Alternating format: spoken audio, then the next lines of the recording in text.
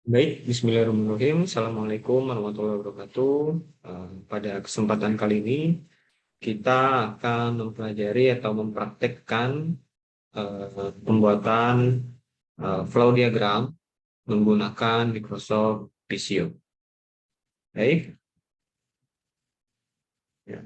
Jadi outline kita pada kesempatan kali ini adalah yang pertama yaitu untuk pengenalan Visio versi 2016 atau 2010 yang seperti kita pakai di laboratorium komputasi. Kemudian manajemen teks, bentuk, dan halaman pada Visio. Kemudian membuat proses flow diagram atau basic flow diagram pada pertemuan kali ini. Dan yang terakhir adalah menyunting atau melakukan proses editing terhadap style, warna, dan tema. Baik, sebelumnya untuk pengenalan, jadi Microsoft Visio ini merupakan salah satu produk Microsoft Office. Jadi yang kita pakai saat ini yang tertampil pada layar adalah Microsoft Visio 2016, namun yang akan kita praktikkan nanti di lab komputer itu adalah Visio 2010, tapi tampilannya tidak jauh berbeda. Ya, kalau kita lihat di sini ada dua jenis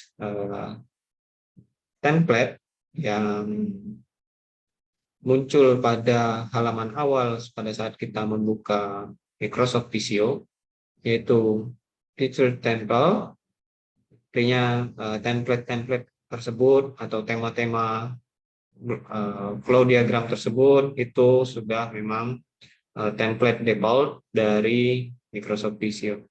Ya, Anda juga bisa melihat template-template tersebut berdasarkan kategori-kategori. Ya. Kemudian pada Microsoft Visio ini juga Anda bisa gunakan selain untuk flow diagram, ya, bisa Anda gunakan juga untuk membuat sebuah maps dua dimensi. Sebelum masuk ke softwarenya, ke aplikasinya, kita harus memahami dulu bahwa layout dari Microsoft Visio ini dibagi menjadi dua macam unit. Unit yang pertama atau satuan yang pertama yang dipakai adalah satuan metrik seperti sentimeter, milimeter, kemudian mikrometer, dan seterusnya. Dan juga ada US unit. US unit itu seperti feet, kemudian inci, dan lain sebagainya. Itu perbedaan antara metrik dan juga US unit. Perbedaan mencolok pada kedua unit ini juga adalah pada ukuran kertas defaultnya. Jika kita menggunakan satuan matriks, itu biasanya ukuran kertas defaultnya itu adalah ukuran A4, ya, yang sudah sesuai dengan ISO. Kemudian apabila kita menggunakan US unit, itu biasanya ukuran default dari kertasnya itu adalah ukuran letter atau 8,5 inci dikali dengan 11 inci. Kemudian dalam memulai pembuatan atau penyuntingan terhadap flow diagram pada Visio, ini bisa kita bagi menjadi tiga. Yang pertama adalah membuka diagram yang pernah dibuat, kemudian yang kedua adalah membuka diagram yang tidak ada pada recent list, artinya kita ingin mencari atau membuka diagram yang pernah kita buat tetapi tidak muncul di daftar tampilan awal pada Microsoft Visio. Kemudian membuat atau menggunakan template yang telah disediakan oleh Visio. Jadi ada tiga macam bagaimana cara kita membuka ataupun membuat flow diagram menggunakan Microsoft Visio. Tampilan awalnya sama seperti tadi, kita bisa memilih mengkategorikan template-template yang sudah ada atau kita bisa gunakan future template.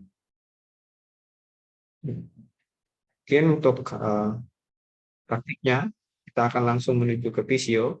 Di sini saya menggunakan Visio 2010. Ya.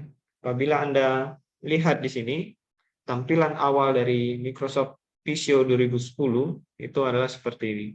Di bagian kiri ini ada pilihan di ribbon file, itu ada pilihan Anda bisa membuka dokumen flow diagram yang telah Anda buat sebelumnya, namun yang tidak ada di recent list, atau membuat flow diagram baru dengan memilih tools new, atau untuk membuat flowchart atau flow diagram yang baru. Apabila Anda sebelumnya sudah pernah membuat dokumen menggunakan Visio, Anda bisa cari di dalam recent. Di recent ini Anda bisa menemukan dokumen-dokumen yang pernah Anda buat sebelumnya. Tapi tidak semua dokumen yang pernah Anda buat itu akan muncul di sini. Jadi hanya kira-kira 10 atau 15 dokumen yang pernah dibuka sebelumnya itu akan muncul di recent. Dalam hal ini kita akan membuat basic flow diagram atau basic flow chart menggunakan unit matrix. Anda juga bisa membuat flow diagram baru tanpa menambahkan atau menggunakan template yang sudah disediakan di sini dengan cara memilih blank drawing. Kalau kita pilih blank drawing dan pilih matrix unit di sini, maka tampilan utama dari Microsoft Visio adalah akan seperti ini. Kalau misal kita memilih template basic flowchart misalnya ya, kita create, maka kita akan disuguhkan dengan stencil default yang ada di basic flowchart tersebut, tergantung dengan kebutuhan Anda. Apabila Anda menginginkan membuat proses flow diagram atau PNID, Anda bisa memilih template kategori untuk engineering. Ya, di sini Anda bisa memilih apakah Anda ingin membuat flow diagram dari electrical, kemudian circuit, kemudian industrial control, dan ada PNID atau piping and instrumentation diagram atau proses flow diagram di sini yang banyak kita pakai dalam ranah teknik kimia. Oke, mungkin saat ini kita akan coba gunakan blank drawing terlebih dahulu. Jadi di sini apabila saya memilih blank drawing, saya tidak akan mendapatkan shape template, shape default yang ada di bagian kiri. Ya, untuk memasukkan stencil atau shape yang ada di Visio pada blank drawing, Anda bisa mencarinya melalui nomor shape, kemudian pilih sesuai flowchart sesuai dengan kebutuhan Anda. Kebetulan di sini kita akan membuat flowchart basic atau flowchart yang umum. Sini saya akan memilih basic shape dalam parametrik, kemudian saya tambahkan lagi di general, dan di sini juga saya tambahkan basic shape. Maka kita akan menemukan basic flowchart yang ada di dalam Visio. Mungkin Anda juga bisa menambahkan stencil block misalnya, atau stencil yang lain yang dapat Anda gunakan untuk sesuai kebutuhan yang Anda inginkan. Oke, kemudian setelah memasukkan stencil atau kita bisa menggunakan contohnya tadi di sini adalah kita menggunakan basic flowchart, ya, template basic flowchart, kita beralih ke ribbonnya. Untuk ribbon sendiri tidak jauh berbeda dengan ribbon-ribbon yang berada pada produk Microsoft yang lain. Contohnya di sini pada ribbon home, Anda bisa menemukan clipboard untuk copy paste, cut, dan lain sebagainya. Di font Anda bisa gunakan sama seperti Word dan juga Excel, PowerPoint. Di paragraf pun juga saya rasa digunakan dengan cara yang sama. Yang membedakan pada Ribbon Home di Microsoft Visio ini adalah adanya fungsi tools. Ya, di tools ini Anda bisa menemukan berbagai, di sini ada 6 ya, ada 6 fungsi lagi di dalam tools ini. Yang pertama adalah pointer tools. Pointer tools ini digunakan untuk menjadikan pointer Anda, tanda kursor Anda itu sebagai pointer, sebagai alat untuk memindah-mindahkan atau untuk memilih flowchart yang Anda inginkan. Ya. Kemudian di konektor ini dia berfungsi untuk menyambungkan beberapa titik dari titik 1 ke titik 2 dari titik awal di satu set ke titik berikutnya di set yang lain. Ya, kalau Anda dekatkan kursor Anda setelah Anda memilih konektor di sini, maka dia akan memunculkan beberapa titik exit dari set tersebut.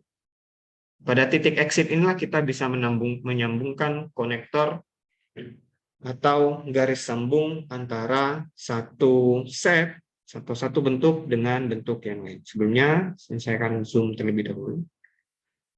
Misal saya ingin menyambungkan set persegi 4 atau persegi panjang ini menuju set yang berbentuk pil atau berbentuk tabung. Jadi saya tinggal klik dan drag and drop dari poin pertama ke poin yang diinginkan.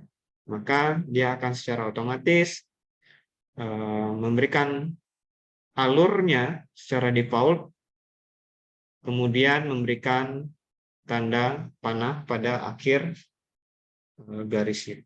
Begitu juga apabila kita sambungkan dengan basic shape atau dengan stencil yang lain. Itu kegunaan konektor. Kemudian teks, ini gunanya mungkin sudah kita ketahui bersama untuk menambahkan teks. Misal di sini saya tambahkan jurusan teknik kimia mineral. Ya. Secara umum digunakan sama.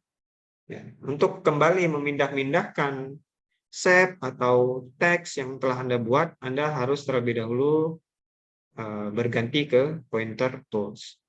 Setelah dipilih pointer tools, maka kita secara bebas dapat memindah-mindahkan tulisan atau bentuk yang telah kita buat. Begitu juga untuk mengatur garis konektornya.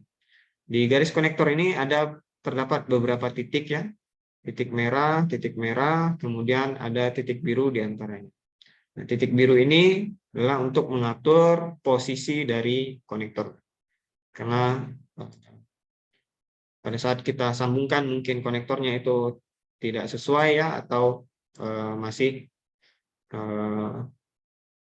tidak seperti yang kita inginkan. Maka kita harus mengatur lagi tata letak dari garis konektornya.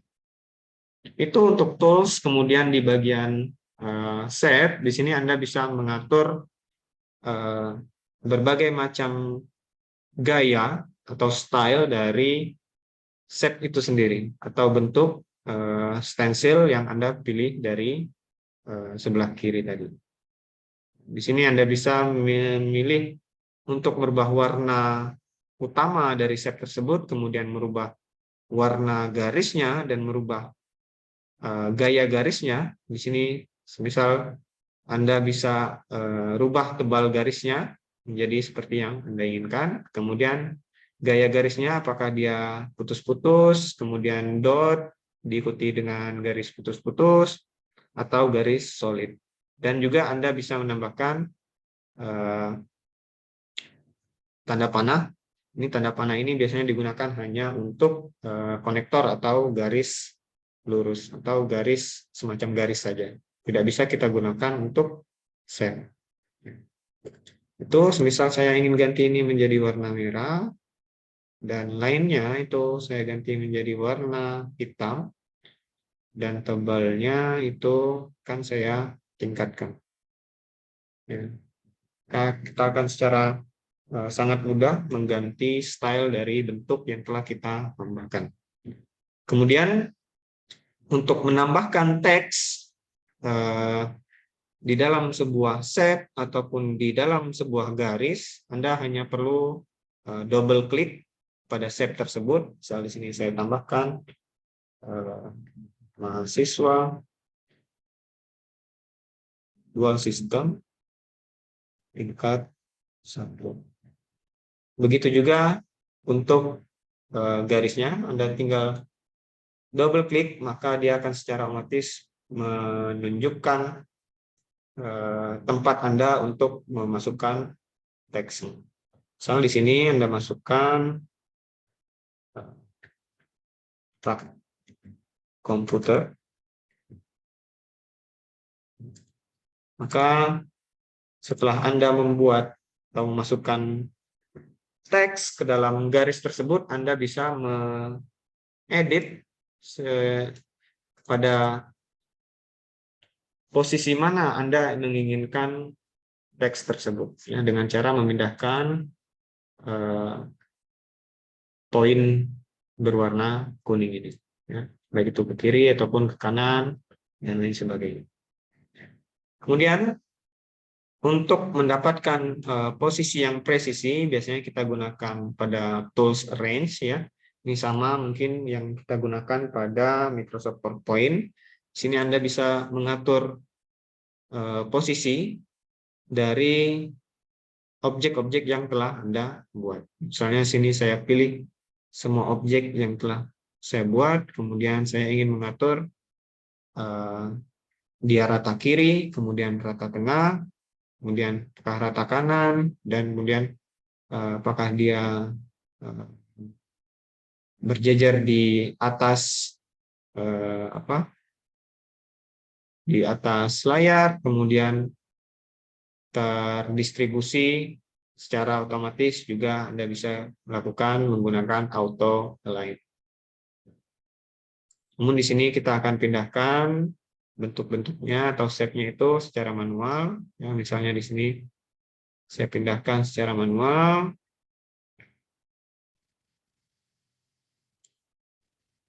Oke. Ini juga saya pindahkan.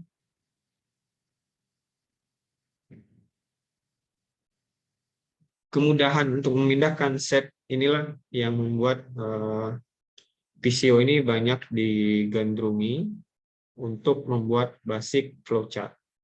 Kemudian di toolbar lain, misalnya di insert, di sini Anda bisa memasukkan mungkin sama ya, chart atau clip art atau gambar dari sumber yang lain. Kemudian di desain, ini Anda bisa mengubah tema dari shape yang Anda pilih, misalnya secara cepat, ya, dengan cara memilih template apa yang ingin Anda gunakan. Begitu juga di sini Anda bisa mengatur page setup yang Anda gunakan. Di sini misalnya saya ingin merubah posisi kertas saya menjadi orientasi kertas saya menjadi portrait. Maka kita tinggal merubah orientasi di sini menjadi portrait. Kemudian saya ganti dulu ke awal. Kemudian kita bisa juga merubah ukuran kertas dari yang kita inginkan. Kemudian kita bisa menambahkan background, kemudian border dari kertas yang kita gunakan sebagai untuk menggambar set pada Microsoft Visio. Kemudian di data ini, misal kita pakai untuk engineering itu biasanya digunakan data-data grafik untuk menggambarkan keadaan atau variabel proses yang terjadi pada suatu unit tertentu. Kemudian di proses, ini bisa kita gunakan, contohnya di sini untuk mengecek diagram tersebut, ekspor import, dan lain sebagainya. Dan di review, saya rasa sama ini dengan dengan di PowerPoint atau Microsoft Office yang lain. Kemudian di view, nah di sini Anda bisa mengatur tampilan jendela utama dari yang Anda gunakan saat ini. Misalnya saya tidak menginginkan penggaris di bagian atas dan bagian samping ini. Anda bisa checklist, uncheck roller di situ. Kemudian saya tidak menginginkan grid atau garis yang berada pada kertas yang saya gunakan. Tinggal berarti Anda uncheck grid. Kemudian apabila saya ingin mematikan dynamic grid-nya, dynamic grid itu adalah bantuan dari Microsoft Visio saat kita memindahkan set pada posisi tertentu, maka dia akan muncul tampilan ukuran-ukuran dan juga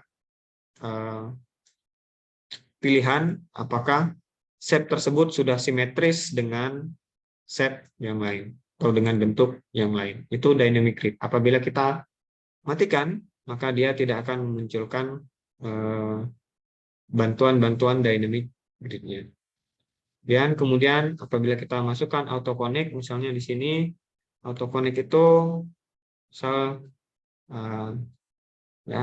auto connect itu muncul ketika kita akan membuat atau ingin menyambungkan set yang baru dengan set yang lainnya.